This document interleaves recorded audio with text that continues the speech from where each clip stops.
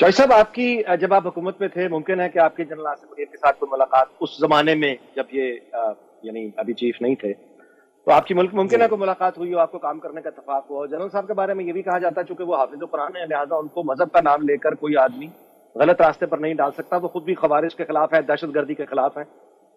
ماضی میں یہ جو آپریشنز ہوئے ہیں دہشت گردی کے خلاف، وہ جنرل پرویز مشرف سے شروع ہو جائیں، اشفاق پرویز کیانی آ جائیں، راحیل شریف کی بات لے لیجیے، آگے فارورڈ جنرل باجوہ، اب جنرل عاصم منیر. تو آپ کیا کمپیریزن کیسے کریں گے؟ کتنی امید ہے آپ کو جنرل عاصم منیر یہ جنگ یعنی جیتنے کی؟ How do you view that?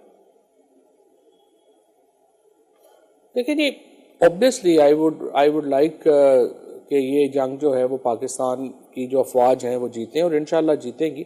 پہلے بھی ہم نے بڑے کامیاب آپریشنز کیے ہیں، اور انشاءاللہ یہ آپریشن بھی جو ہے وہ بڑا کامیاب ہوگا. بٹ اونلی تھنگ از کہ جو کاؤنٹر انسرجنسی ہے، میں یہ اور آئی ہوپ کہ جو آپریشنل تیاریاں ہیں، ظاہر ہے کہ اس کے اندر بہت کمپیٹنٹ لوگ بیٹھ کے اس کو پلان کرتے ہیں، وہ اس کو آگے لے کے جاتے ہیں. تو اس کے اوپر فار ایگزامپل اگر امریکہ میں اگر آپ ابھی دیکھیں تو وہاں پہ امریکہ کی جو پینٹاگون ہے، اس نے ایک پورا جو بڑے رائٹرز ہیں ان کو ہائر کیا، اور انہوں نے اپنی جو کمزوریاں تھیں افغانستان میں اور عراق کی جنگ میں، ان کے اوپر ایک پوری رپورٹ تیار کروائی ہے. اور وہ ابھی ایک بک بھی ان کی جو ہے وہ ایکسٹریکٹس کی آئی ہے کاؤنٹر انسرجنسی کے نام سے، جو بڑی ایک پڑھنے والی کتاب ہے کہ کاؤنٹر انسرجنسی میں امریکہ کو کیا مسائل آئے. اور انہوں نے کرٹیک کیا ہے اپنی فوج کے اوپر اور کمانڈرز کے اوپر کہ آپ نے کیا کیا سٹیپس لینے تھے جو آپ نے نہیں لیے. تو آئی ہوپ کہ ہم نے بھی ایک بہت طویل جنگ لڑی ہے، تو اس کی جو رپورٹس ہیں یا کرٹیک ہے وہ ہمارے لوگوں کے پاس ہوگا، اور جو اگلا پلان ہوگا وہ اس کو سامنے رکھ کے وہ بنائیں گے. یعنی آپ کا اندازہ اور آپ کی جو کہنا چاہیے خواہش وہ جنرل عاصم منیر کے ساتھ ہے کہ وہ یہ جنگ، آپ ان کے لیے نیک خواہشات کا اظہار کر رہے ہیں. ظاہر ہے ہماری تو بڑی نیک تمنائیں ہیں اپنی فوج کے ساتھ. اتنے دیکھیں نا، میں تو جیلم سے ہوں نہیں، اور ہمارا تو کوئی قبرستان نہیں ہے جہاں پہ شہید نہیں ہے، ہمارا کوئی گاؤں نہیں ہے جہاں پہ کوئی غازی نہیں ہے. تو مجھے تو ان دکھوں کا بھی اندازہ ہے جس سے یہ ہم سارے جو ہیں وہ گزرتے ہیں. تو ظاہر ہے کہ ہماری بڑی خواہش اور تمنا جو ہے وہ یہی ہے کہ اس آپریشن کے ٹیررزم کے خلاف بھی اور ایکسٹریمزم کے خلاف بھی، I want Pakistan to succeed against both these evils.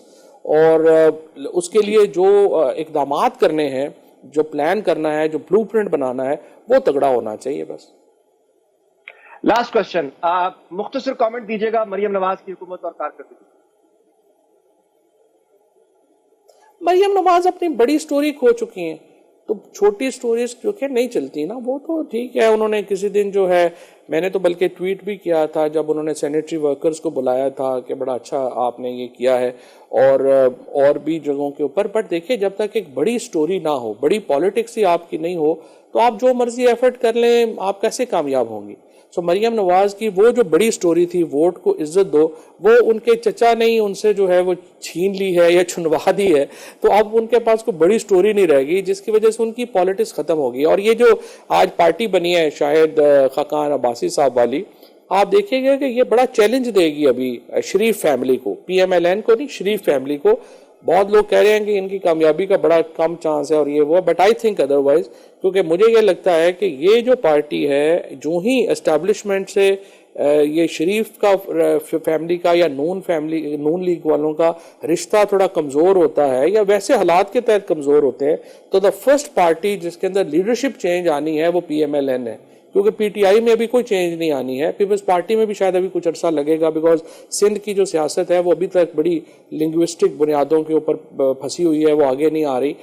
لیکن جو نون لیگ ہے اور اس میں جو نواز شریف فیملی ہے، ان کو بڑا سیریس چیلنج ملے گا اس پارٹی کی طرف سے بھی اور اپنی انٹرنل لیڈرشپ کی طرف سے بھی، جس دن یہ کمزور ہونا شروع ہو جائے گا یہ جو موجودہ سیٹ اپ ہے. آپ صرف میرا خیال ہے 8 مہینے 6 8 10 مہینے دیکھیے گا، Nawaz Sharif will be the first one جو کہ سفر کریں گے اپنی غلط سیاسی فیصلوں کے ذریعے.